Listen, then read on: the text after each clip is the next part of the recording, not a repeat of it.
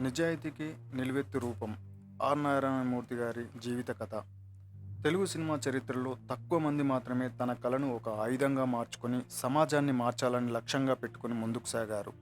వారిలో ముందు వరుసలో ఉండేవారు ఆర్ నారాయణమూర్తి గారు. ఆయన జీవితం, ఆయన త్యాగం, ఆయన నిబద్ధత ఇవన్నీ కలిపితే ఒక స్ఫూర్తి కథ. ఇది మనకు ప్రేరణ, మన సంస్కృతికి ఒక గొప్ప అధ్యాయం. ఆయన నటుడిగా కాకుండా ముందుగా ఒక జ్ఞానిగా, ఆలోచనాశీలిగా, సాధకునిగా నిలిచాడు.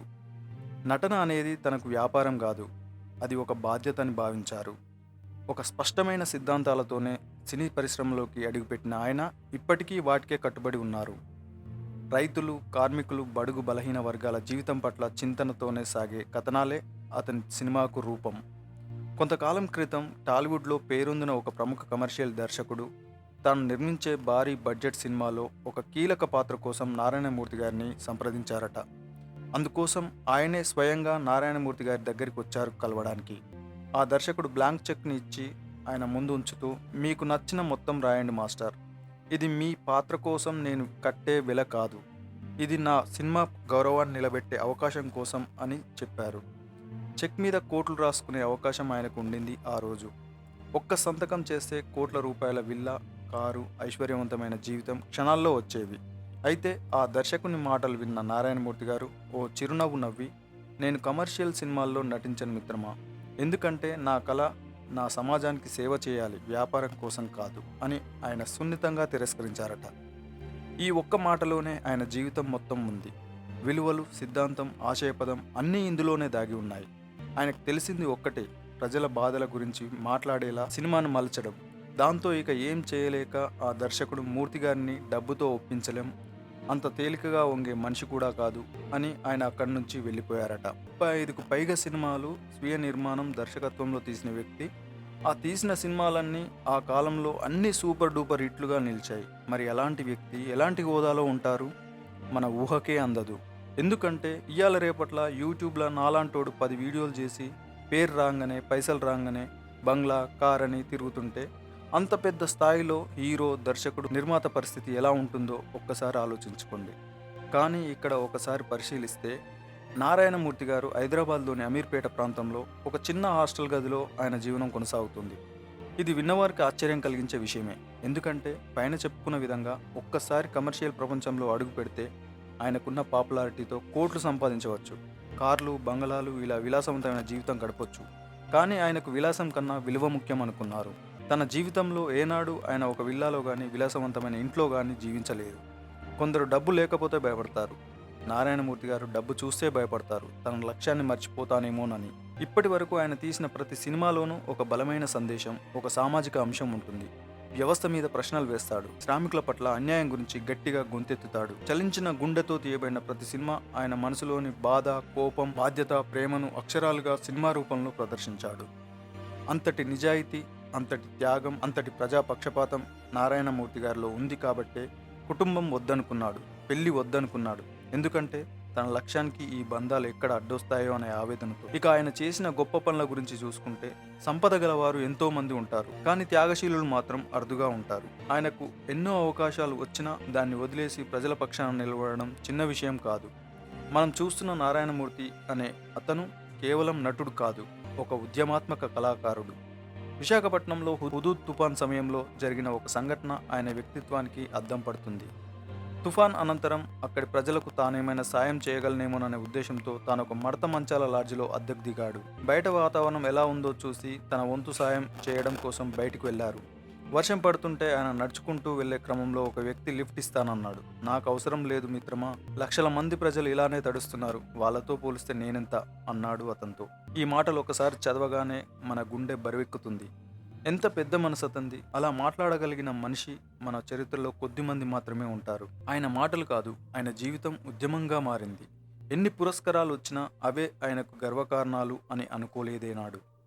పేదల పక్షాన నిలబడి ఓ భూపోరాటం, లాల్ సలాం, దండోరా, ఎర్ర సైన్యం, చీమల దండు, దళం, చీకటి సూర్యులు, రైతు రాజ్యం, ఊరు మనదిర, అడవి బిడ్డలు, ఒరై రిక్షా, వీర తెలంగాణ, పోరు తెలంగాణ, పీపుల్స్ వార్, రాజ్యాధికారం, దండకారణ్యం, అన్నదాత సుఖీభవ, ఇలా ఇంకా అతను తీసిన ఒక్కో చిత్రం ఒక్కో వర్గం బాధను, ఆవేదనను కళ్ళకు కట్టినట్టు తీశారు. ఆయన సినిమాల్లో కోట్లు పెట్టి తీసే ఫారిన్ ట్రిప్పులు లేవు, డబ్బు లేదు, డాన్సులు లేవు, గ్లామర్ కూడా లేదు.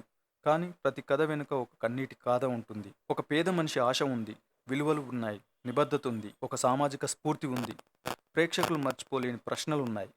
ప్రతి ఒక్కరికి జీవితం ఒకేసారి వచ్చే అవకాశం. చాలామంది ఆ అవకాశాన్ని వ్యక్తిగత ప్రయోజనాల కోసం వినియోగిస్తారు. కానీ నారాయణమూర్తి గారు మాత్రం తన జీవితాన్ని సమాజానికి అంకితం చేశారు. ఆయన చేసిన త్యాగాల పరంపర మనకు ఒక తేజోమయ దారిగా నిలుస్తుంది. ఈ రోజుల్లో కోట్లు సంపాదించేవారు గౌరవం కోరుకుంటున్నారు. కానీ నారాయణమూర్తి గారు గౌరవాన్ని సంపాదించి కోట్లు వద్దన్నారు. ఇది ఆయన వ్యక్తిత్వం. సాధారణ విషయం కాదు. ఒక పాఠశాల బాలుడు కూడా ఈ విషయం వింటే ఆలోచన చేయాల్సిందే. తన జీవన శైలితో, తన మాటలతో, తన సినిమాలతో ప్రజలకు సేవ చేయడమే తన జీవిత లక్ష్యంగా ఎంచుకున్నాడు. ఒక కళాకారుడు మార్గదర్శిగా ఉంటే ఎలా ఉండాలో ఆయన చూపించారు. ఈ కథ ఒక కథే కాదు, ఒక శక్తి.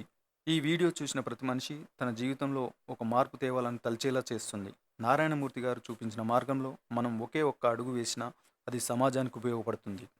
ఈ ప్రపంచంలో డబ్బు సంపాదించడం సాధ్యం, గౌరవం పొందడము సాధ్యం. కానీ నిజాయితీతో బతకడం చాలా కష్టం. ఆ కష్టాన్నే దినచర్యగా మలుచుకునే వ్యక్తి ఆర్ నారాయణమూర్తి గారు. కార్లు, బంగారు గొలుసులు, పెద్దగా బాడీగార్డ్స్ ఇవేమీ ఆయన చుట్టూ ఉండవు. ఉండేది ఒక చిరునవ్వు, ఒక కదిలించే హృదయం. ఎవరు చూసినా ఇంత సాధారణంగా బతికే మనిషి ఇంత గొప్పగా ఎందుకు కనిపిస్తున్నాడు అనిపిస్తుంది. అది ఆయన నిజాయితీకున్న శక్తి. అదే ఆయన వెన్నుదన్ను. ఇక్కడ మీరు ఒక ఆత్మపరిశీలన చేసుకోవాలి. మన తెలుగు సమాజంలో హీరో హీరోయిన్లని ఆడు, ఈడు, అది, ఇది అని మనం మన సన్నిహితులతో చెప్పుకునే టైంలో సంబోధిస్తాం. అంటే ఉదాహరణకు నా పేరు రాజు. రాజు అనే హీరో పెద్ద హీరో అయి ఉన్నాడు అనుకోండి. ఆ హీరోను వాడుక భాషలో ఆ రాజుగాడు డాన్స్ చేశాడ్రా వేరే లెవెల్, ఆ రాజుగాడు ఫైట్ చేశాడ్రా వేరే లెవెల్, ఈ విధంగా వాడు వీడు అనుకుంటూ మనకు తెలియకుండానే ఎంత పెద్ద సెలబ్రిటీ అయినా కూడా చులకన భావంతో చూస్తాం. కానీ నాకు తెలిసి ఆత్మ ఉన్నవారు ఎవరైనా సరే నారాయణమూర్తి గారిని అలా మనసులో కూడా అనుకొని ఉండకపోవచ్చు. ఎందుకంటే ఆయన సిద్ధాంతం కోసం పనిచేశారు. పబ్లిసిటీ కోసమో పైసల కోసమో కాదు. ఆయన మన పక్కనే ఆర్టీసీ బస్సులో పక్క సీట్లో కూర్చున్నా కూడా తొక్కిసలాట జరగదు. ఎందుకంటే ఆయన ఎప్పుడు సెలబ్రిటీగా కాదు, ఆయన ఒక సామాన్యుడిగానే జనాల్లో కలిసిపోయారు. ఈ రోజుల్లో చిన్న అభిమానం లేకుంటేనే మనం కలతపడిపోతాం. కానీ ఆయన 3.5 దశాబ్దాలుగా ఎవరి గుర్తింపు కోసం కాదు, ఎవరి ప్రశంస కోసం కాదు, ఒక ఉద్యమంలా, ఒక తపస్సులా, సాదాసీదాగా ఆయన నమ్ముకున్న సిద్ధాంతాల కోసం కట్టుబడి జీవిస్తున్నారు. తన సినిమాల షూటింగ్స్ తానే డైరెక్ట్ చేస్తారు, తానే ప్రొడ్యూస్ చేస్తారు, తానే స్క్రిప్ట్ రాస్తారు. ఒక్కొక్కసారి డబ్బులు లేక కొన్ని నెలలు సినిమా నిలిపేసిన సందర్భాలు ఉన్నాయి. అయినా ఆయన దేనికి లొంగలేదు. మిగతా దర్శకులు డబ్బు వచ్చేదాకా ఆగిపోతారు. కానీ ఆయనకు డబ్బుతో పనే ఉంది. ఆయన ఒకసారి విలేకరులతో మాట్లాడుతూ ఇలా అన్నారు: నాకు ఎలుగుబంటి చర్మం ఉన్న సోఫాలు వద్దు, నాకు చేనేత కమ్మిన తడి చొక్క పక్కన సంతృప్తికరమైన రైతు నవ్వు ఉంటే చాలు అని. ఇది మాట కాదు, ఇది ఒక జీవన సిద్ధాంతం. ఈ మాట వింటే గుండె లోతులు తడుస్తాయి. ఒకసారి ఒక యువతీ యువకులు ఆయన హాస్టల్కు వచ్చి, మాస్టర్ మీరు మా హీరో, మీతో సెల్ఫీ తీసుకుందాం అన్నారు. ఆయన చిన్నగా నవ్వుతూ, నాకు సెల్ఫీలు వద్దు తమ్మి, మీరు ఒక్కసారి నా సినిమాలు చూడండి, మిగతా జీవితం అంతా నన్ను మర్చిపోలేరు అన్నారు. నిజమే, ఆయన్ని చూసి మర్చిపోయే వ్యక్తి లేడనే చెప్పొచ్చు. ఆయన పేరు మీదుగా ఫిల్మ్ ఫెడరేషన్ అవార్డులు ఎవరూ ఇవ్వలేదు. ఎందుకంటే ఆయన వ్యవస్థను ప్రశ్నించేవాడు. గంజాయి, ఎర్రచందనం స్మగ్లింగ్ చేసే యాక్టింగ్ రోల్ చేసిన హీరోలకు మాత్రం best actor, best film fair అవార్డులు వస్తాయి మన దేశంలో. అందుకే ప్రజలు ఆయన్ని మనసులోనే గొప్ప పురస్కారాలు ఇచ్చి సత్కరించుకున్నారు. ఇంకే అవార్డులు అవసరం లేదని. ప్రతి రైతు గుండెల్లో ఆయనకి ఒక సింహాసనం ఉంది. ప్రతి కార్మికుడి నోట్లో ఆయన పేరు ఒక నినాదం. ప్రతి పేదవాడికి ఆయన ఒక ఆశ. ఈ రోజు మనం ఒక కాఫీకి 200 రూపాయలు ఖర్చు చేస్తాం. కానీ ఆయన సగం టిఫిన్తో 3 రోజుల షూటింగ్ పూర్తి చేస్తారు. ఎందుకంటే కళకు విలువ ఉండాలి, ధర కాదు. ఆయన సినిమాలు పెద్ద థియేటర్లలో విడుదల కావు, కానీ మన గుండెల్లో ఖచ్చితంగా ప్రదర్శితం అవుతాయి. ఈ మధ్య యువతలో చాలా మందికి కమర్షియల్ సినిమాల మీద విసుగు వస్తుంది. అందుకే నారాయణమూర్తి గారి సినిమాలు, పాటల వైపు తీరు మళ్ళిందట. ఈ రోజు ఎవరు సినిమాల ద్వారా ప్రభావితం చేయలేరని అంటున్న కాలంలో ఆయన చూపిస్తున్న మార్గం ఒక గొప్ప సత్యం. మనం ఆ మార్గంలో నడవకపోయినా దానికి నమస్కరించాల్సిందే. సమాప్తి కాదు ఇది. ఇది ప్రతి పౌరుడి మనసులో మొదలయ్యే గౌరవ యాత్ర. ఆయన నడికే విలువల ప్రయాణం. ఆయన మాటే నిస్వార్థ కళాకారుని శబ్దం. ఆయన జీవితం ఒక తాత్విక తపస్సు. చివరగా ఓ చిన్న ప్రార్థన: ఎప్పటికీ మీ కళ, మీ త్యాగం, మీ విలువలు ఇలా వెలుగులు చిమ్మాలని కోరుకుంటున్నాం నారాయణమూర్తి గారు. చూశారు కదా ఫ్రెండ్స్, ఈ వీడియో కనుక మీకు నచ్చినట్లయితే మన ఛానల్ని ఆదరించి సబ్స్క్రైబ్ చేయండి. ఇలాంటి మరిన్ని వీడియోస్ మీ ముందుకు తీసుకొస్తాం. Thank you friends.